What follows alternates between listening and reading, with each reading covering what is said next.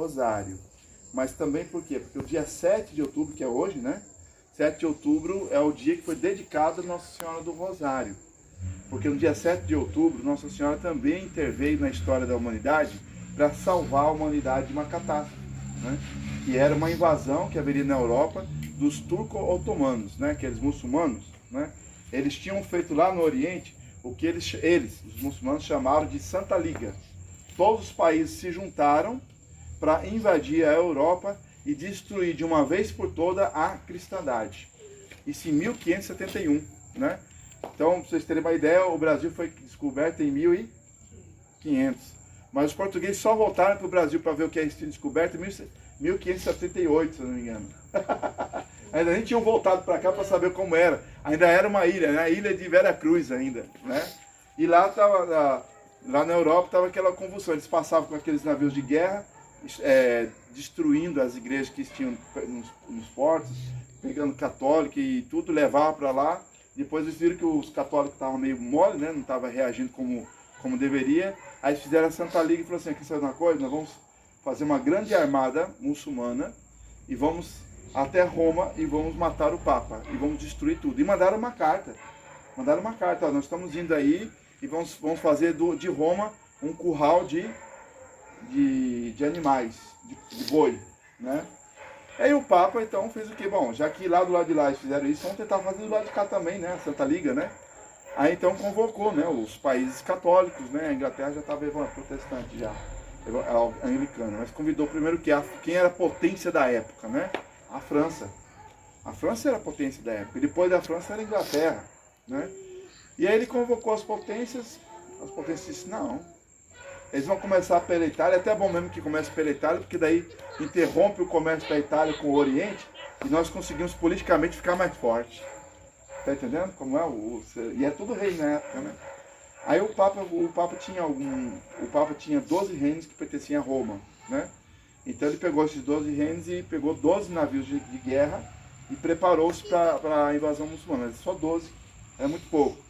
Aí ele pediu também para a Itália. A Itália só tinha 3, bem grandões assim, mas era só 3. Sobrou só Portugal e Espanha. Portugal estava envolvida com os descobrimentos. Chegou o rei da Espanha, aí é chamado de Felipão ele. E ele era muito católico. E ele disse para o Papa: olha, eu não tenho mais do que 20 navios. Eu sou um dos mais fracos aqui da Europa em matéria de embarcação de guerra. Mas o que eu tenho eu dou. Vou ficar sem nenhum navio de guerra aqui para defender a Espanha. Mas vou dar tudo para o senhor pode levar.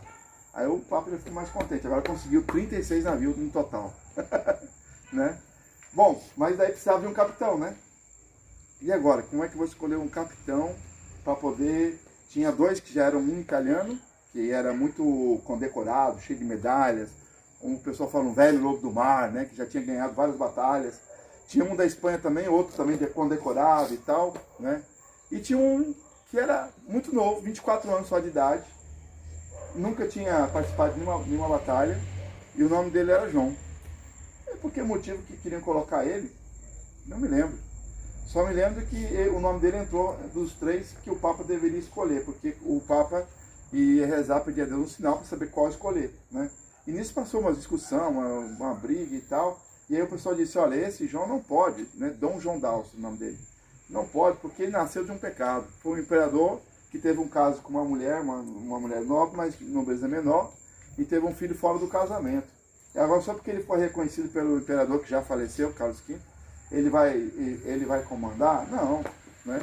Aí começou tudo. E o Dom João também, por causa da criação da ama dele, ele também era muito católico. Ele é tão religioso que quando ele era pequenininho, o padrasto dele, vamos dizer assim, o que cuidava dele, com a mulher, falou assim: olha, ele é tão religioso, eu acho que ele vai ser monge. Aí a mulher, você sabe que a mulher é mais observadora que o homem, né? A mulher mais perspicaz falou assim: não, mas eu acho que a vocação religiosa não vai dar certo. Algo me disse que a vocação dele é ser um guerreiro. Vamos fazer um teste? Aí pegaram assim, colocaram uma pena, para ver se ele ia ser escritor, alguma coisa assim. Colocaram um crucifixo, para ver se ele ia ser religioso. E colocaram uma espada. Uma espada para criança, naquela época tinha espada para criança. Colocaram uma espada. E aí disseram para ele tinha 7 anos de idade, nessa época, né? O que você escolhe? Aí, como ele era muito religioso, ele foi direto no crucifixo, né? Aí o pai disse, tá vendo? Disse que ele ia ser religioso. E se ele pegasse o crucifixo, dali ele já ia direto pro convento. Naquela época, 7, 8 anos já ia voltar pro convento. E aí quando chegou no crucifixo, ele olhou para a espada. Ah, e foi para a espada, pegou a espada. Aí a mulher falou, eu sabia que ele ia pegar a espada, né? Mesmo assim o pessoal ainda ficou meio na dúvida. Aí foram ver uma tourada, na Espanha tem aquelas touradas, né? E aí o touro arrebentou a paliçada e foi para cima de todo mundo. Só quem não fugiu foi um menino de 7 anos. E aí ele tirou a espadinha dele, que era pequena, e pulou em cima do touro. A espada não matava o touro, mas cutucou, né? E saiu. Aí o pessoal falou, nossa, esse aí é valente. Se fosse aqui no Ceará, eu falava, esse cabra é macho, né? Esse cabra é macho, né? Conseguiu, né? Aí eu falei, vamos preparar então ele na vida das armas, que é o espadachim, né? Preparou, ele cresceu, chegou com 24 anos, mas agora será que isso era o suficiente para ele comandar uma esquadra que seria o futuro da Igreja Católica, o futuro da cristandade? E o Papa, pressionado politicamente de um lado da Espanha, do outro lado da Itália, e o Dom João da Áustria, que ficava no meio. Aí ele pediu um sinal, era São Pio V o nome desse Papa. Pio V pediu um sinal a Deus, começou e foi ler o Evangelho. Aí diz assim, ele não era luz, mas ia trazer a mensagem da luz. Seu nome era João. Quando ele falou assim, seu nome era João, o Papa, todo mundo percebeu que o Papa começou a flutuar. A gente chama levitação, né? E ele ficou parado assim um tempo, depois voltou ao normal e continuou a homilia e tal, etc, né? Depois quando chegou, todo mundo ficou meio assim, bom, alguma coisa aconteceu, né? Porque quando ele falou isso, ele ficou levitando, ele teve um contato direto com Deus, ele teve mesmo. E aí Deus disse para ele, a pessoa escolhida para essa batalha é o João. Dom João da Áustria. E aí ele falou, vai ser João. Bom, o Papa falou, os outros não gostaram muito, mas se calaram. Foram para a batalha, com 36 navios. Chegou no Golfo Pérsico, que na época chama-se Golfo do Lepanto. Quando chegou lá, o que encontraram? 386 navios de guerra, fora os pequenos. Eles nem contaram os pequenos. E segundo quem escreveu o relato de bordo, né? Diz que olharam para a esquerda assim, viu os navios de guerra muçulmanos que perdia lá no horizonte no mar. Olhava para o outro lado do mesmo jeito. E aí olharam para Dom João da Áustria e falaram assim, o que nós vamos fazer? Ele falou assim, vamos lutar até Deus, nós lutamos e Deus dá a vitória. Aí ele pegou e ficou o capitão dele no meio, ficou aqueles navios grandes mais pesados na frente e colocou um pouco para a direita, um pouco para a esquerda e um pouco atrás. Aí o subcomandante dele olhou e falou assim, o senhor percebeu o que o senhor fez? Ele disse, não, o senhor formou uma cruz com os navios. Vai ser a cruz contra o crescente. E aí ele falou assim, o Dom Rodolfo, mas o Papa me deu também o Santo Lenho. Sabe o que é o Santo Lenho? É um pedacinho da cruz de Cristo, a verdadeira cruz. E aí ele pegou aquele pedacinho aquela relíquia, né, Santo Lenho, e mandou colocar no mastro principal do navio, e pregou lá, né? E falou assim, agora depende de Deus. E começou a batalha, né? E aí os muçulmanos vieram assim de frente e fizeram um círculo, então virou exatamente uma meia-lua. Então era o crescente contra a cruz. Quando começaram a envolver, e não tinha mais como os católicos escapar, né? E bombada por todo lado e tal, e eles iam morrer, não tinha mais o que fazer. Aí o Papa, que estava lá em Roma, naquela época não tinha internet, tá? Então não tinha como o Papa saber o que estava acontecendo. E aí o Papa teve um estalido assim, opa, está acontecendo alguma coisa. E os outros, que foi? Aí foi até a janela, não dá para ver nada na janela, ele olhou para o céu. Não é hora de conversarmos, é hora de dobrarmos o joelho, porque a cristandade corre um sério risco. E aí mandou todo mundo ficar de joelho e rezar o rosário. E cada vez que ele acabava um texto, ele olhava para o céu e disse, ainda não ganhamos, continua. Acabou o segundo texto, olhou, ainda não ganhamos, continua. Só depois da salve rainha, aí que o Papa olhou e falou assim, bendito seja Deus, Nossa Senhora nos deu a vitória. A partir de hoje, dia 7 de outubro, será consagrado ao dia de Nossa Senhora do Rosário, Nossa Senhora das Vitórias e Nossa Senhora Auxiliadora. E eu quero que coloque na ladainha essas invocações para dizer que Nossa Senhora auxiliou os cristãos na vitória hoje. A pessoa ficou meio boiando, né? Aí 15 dias depois chegou a mensagem que os cristãos tinham ganho a batalha. Alguns séculos, não foi dias não, tá? Séculos depois, quando houve uma liberdade de entrar em pesquisar os documentos dos muçulmanos, não os católicos, documentos dos muçulmanos, o que estava escrito dessa batalha no documento dos muçulmanos?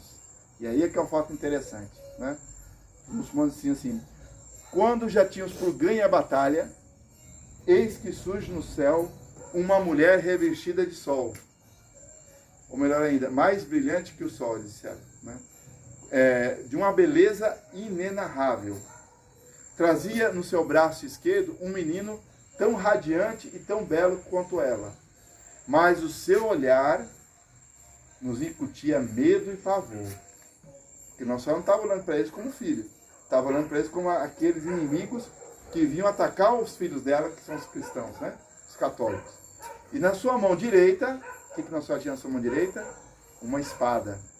E aonde ela apontava a espada, os nossos navios iam a pique, afundavam. Nossa Senhora, viu? Então Nossa Senhora desceu do céu em TV. Só quem viu isso foram os muçulmanos, os católicos não entenderam nada do que está acontecendo. E o Papa São Pio V também viu Nossa Senhora descer do céu e vencer a batalha. Mas o que o Papa São Pio V não sabia é que os muçulmanos também estavam vendo Nossa Senhora. Só que eles viram Nossa Senhora vindo como aquela mãe que vem defender o filho, né? E quando a mãe vai defender o filho de um moleque maior, a mãe vai chegar sorrindo, ela chega logo zangada, né? Quem é que tá mexendo com meu filho aí, né? Agarra o filho aí. O olhar de uma mãe zangada, né?